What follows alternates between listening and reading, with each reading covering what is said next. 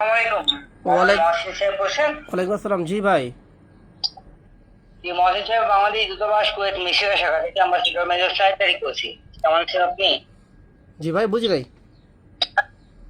জি মহসিন সাহেব, বাংলাদেশ দূতাবাস কুয়েত মিশরের শাখা থেকে অ্যাম্বাসিডর মেজর 4 তারিখ করছি। কেমন আছেন? আছি আলহামদুলিল্লাহ ভাই। মেজর, আপনি মেজর? ও আচ্ছা ভাই, কেন ভাই? মিসিলা ব্রাঞ্চ। হ্যাঁ, ঠিক আছে। আপনার একটি জরুরি নোটিশ আপনাকে অবগত করার জন্য ফোন দিয়েছি। বলেন তো ভাই, কি? নোটিশটি হচ্ছে বাংলাদেশ সরকার নির্দেশে কুয়েতে অবস্থানরত সকল বৈধ প্রবাসীদের তথ্য হালনাগাদ চলছে। এই তথ্য হালনাগাদের মাধ্যমে আপনাদেরকে একটি ওয়েজ অফ অনার্স কার্ড এবং একটি ফ্যামিলি কার্ড দেওয়া হবে, যে কার্ডের মাধ্যমে আপনার পরিবারে থাকা আপনার বৃদ্ধ পিতামাতা অথবা আপনার স্ত্রী বা সন্তানের নামে একটা অ্যাকাউন্ট হবে, যে অ্যাকাউন্টে প্রতি মাসে সম্মান হিসাবে 10 থেকে 15 কেডি করে একটি ভাতা প্রদান করা।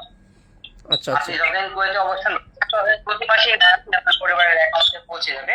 আপনি যখন একবারে দেশে যাবেন তখন রিটায়ারমেন্ট ভাতার মাধ্যমে এই কার্ডটি শেষ হবে। ঠিক আছে?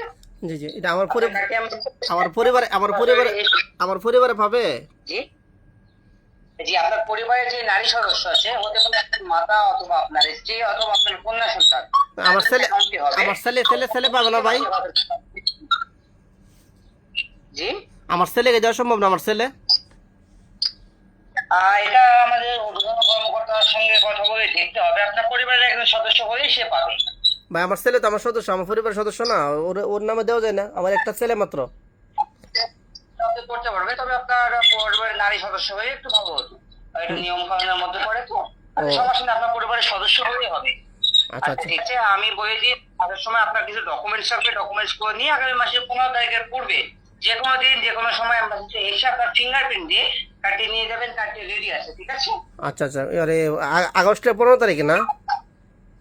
এই আগস্টের 15 তারিখ পর্যন্ত সময় আছে। এর মধ্যে যে কোনো দিন আসবেন। আসার সময় আপনার কিছু ডকুমেন্টস থাকবে, আমি বলে দিচ্ছি। ডকুমেন্টস করে নিয়ে আসবেন। কি কি লাগবে ভাই?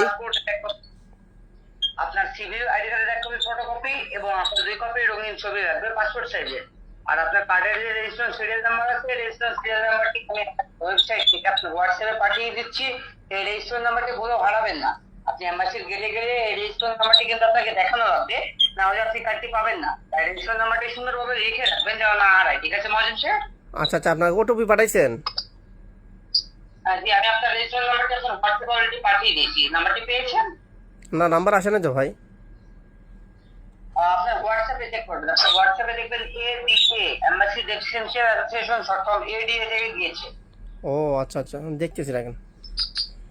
ভাই, আমি যদি 15 তারিখ আসি, আপনাকে পাবো কোথায়? ওইখানে বাংলাদেশ দূতাবাস কোথায় এটা? 4 নম্বর রুমে আছে, উপরে আসবেন। উপরে এসে 1 নম্বর রুমে আছে। 4 নম্বর রুমে না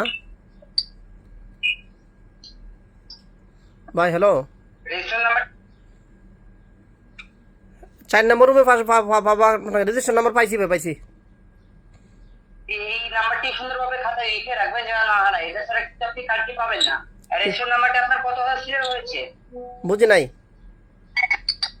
আপনার রেজিস্ট্রেশন নাম্বারটি কত হাজার সিরিয়াল হয়েছে?